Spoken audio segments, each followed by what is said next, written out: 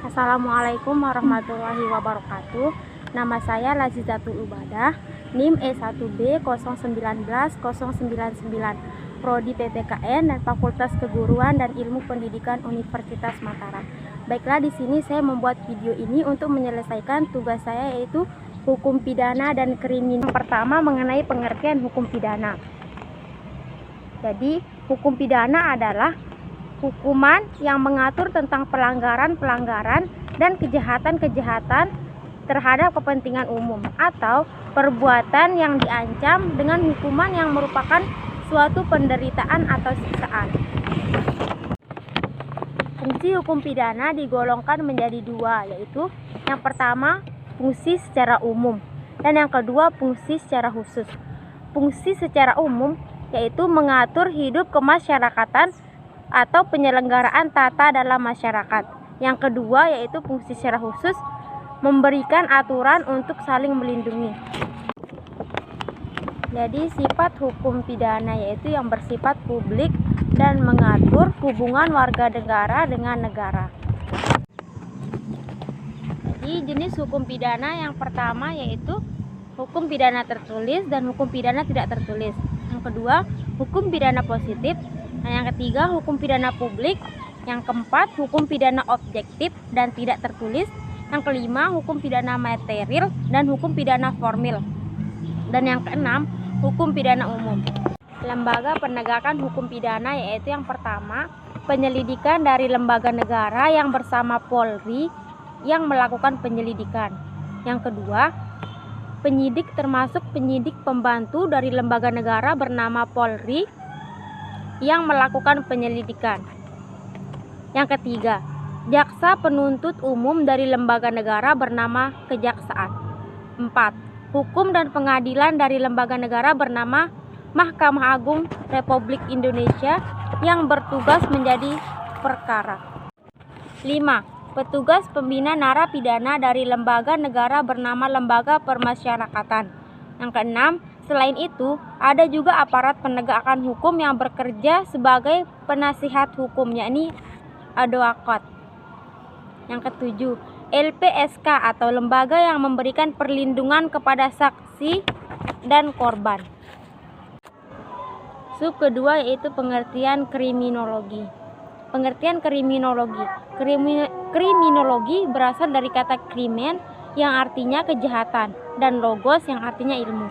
Sehingga kriminologi merupakan ilmu yang mempelajari tentang kejahatan dan tindakan kriminal. Yang kedua yaitu tujuan kriminologi.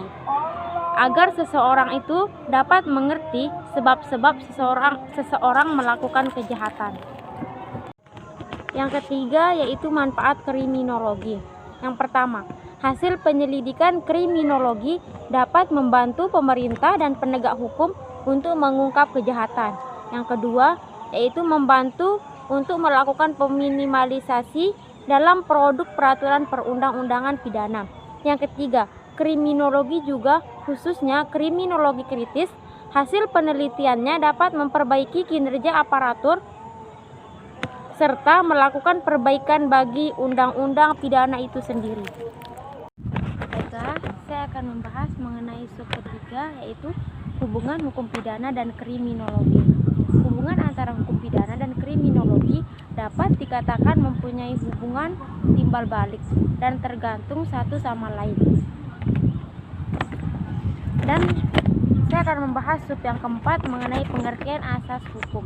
Asas hukum adalah pikiran dasar yang terdapat dalam hukum konkret atau di luar peraturan hukum konkret. Dan asas hukum pidana di Indonesia atau implementasinya yang pertama yaitu asas legalitas. Baiklah, yang pembahasan yang kedua mengenai asas hukum pidana di Indonesia atau implementasinya. Yang pertama yaitu asas legalitas, yang kedua asas tiada pidana tanpa kesalahan, yang ketiga asas teritorial, yang keempat asas nasionalitas aktif, yang kelima asas nasionalitas pasif, dan yang keenam asas universalitas. Baiklah, saya akan membahas sub materi yang kelima mengenai pengertian sebab akibat atau ajaran kausalitas. Pengertian sebab akibat adalah ajaran tentang sebab akibat. Untuk delik material, permasalahan sebab akibat menjadi sangat penting. Yang kedua yaitu tujuan mempelajari ajaran sebab akibat. Tujuan yang pertama yaitu untuk mencari hubungan sebab dan akibat, seberapa jauh akibat tersebut ditentukan oleh sebab. Tujuan yang kedua yaitu menentukan ada atau tidaknya terjadi suatu tindakan yang dapat dipidana untuk membantu para praktisi hukum. Tujuan yang ketiga yaitu untuk menentukan siapa yang harus bertanggung jawab atas suatu akibat tertentu berupa suatu tindakan pidana. Pembahasan yang ketiga, hubungan kausal antara sebab dan akibat. Hubungan sebab akibat adalah hubungan keterkaitan atau ketergantungan. Hubungan kausal antara sebab dan akibat yaitu hubungan sebab akibat adalah hubungan keterkaitan atau ketergantungan antara dua realitas atau konsep atau gagasan atau ide dan permasalahan. Yang keempat yaitu rumusan sebab akibat dalam KUHP. Yang pertama, rumusannya sebab akibat dirumuskan sekaligus. Yang kedua, akibat dirumuskan secara jelas. Yang ketiga, penyebab dirumuskan secara jelas. Keempat, sebab kuasa dirumuskan tanpa suatu tindakan. Baiklah, saya akan membahas materi yang keenam mengenai pengertian perbuatan pidana. Perbuatan pidana adalah setiap perbuatan subjek hukum yang menimbulkan hak dan kewajiban yang ditandai dengan adanya pernyataan kehendak. Yang kedua yaitu unsur-unsur subjektif perbuatan pidana. Yang pertama yaitu kesengajaan atau ketidaksengajaan. Yang kedua, maksud atau forenamen pada suatu percobaan atau fogging seperti yang dimaksud dalam pasal 53 ayat 1 KUHP. Yang ketiga yaitu unsur-unsur objektif. Unsur-unsur objektif yaitu kualitas dari si pelaku, misalnya keadaan sebagai seorang pegawai negeri dalam kejahatan jabatan atau keadaan sebagai pengurus dari suatu perseorangan terbatas di dalam kejahatan. Baiklah, saya akan melanjutkan membahas sub yang ketujuh mengenai pengertian percobaan dalam hukum pidana. Pengertian percobaan dalam hukum pidana dapat disimpulkan bahwa percobaan memiliki dua definisi. Definisi yang pertama, percobaan adalah pelaksanaan tindakan dari kejahatan yang telah dimulai tetapi tidak selesai. Definisi yang kedua adalah percobaan adalah suatu permulaan pelaksanaan tindakan dari niat yang dinyatakan untuk melakukan kejahatan tertentu.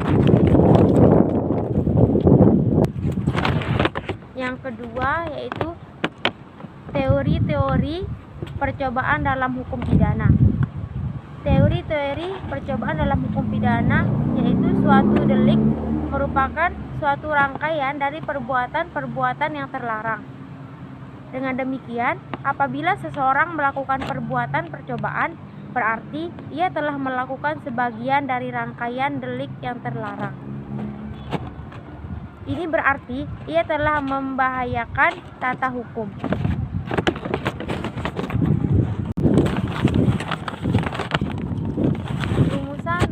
Rumusan percobaan dalam hukum pidana.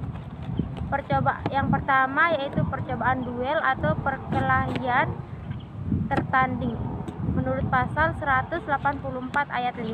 Yang kedua yaitu percobaan penganiayaan ringan terhadap hewan pasal 302 ayat 4. Baiklah, materi yang terakhir atau sub yang ke-8 mengenai pengertian hukuman. Pengertian hukuman adalah sebuah cara untuk mengarahkan sebuah tindak laku agar sesuai dengan tingkah laku yang berlaku secara umum.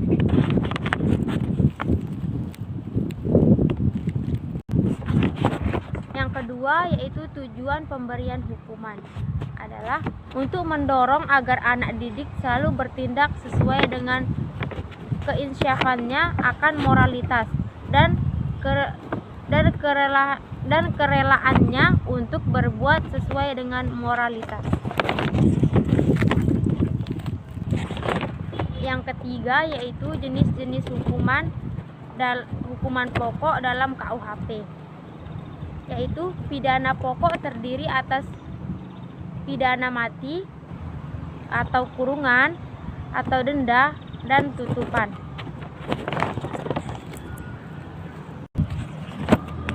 Yang keempat yaitu jenis-jenis hukuman tambahan dalam KUHP, yaitu pidana tambahan terdiri atas pencabutan hak tertentu atau perampasan barang tertentu dan pengumuman keputusan hakim. Sekian, Assalamualaikum warahmatullahi wabarakatuh.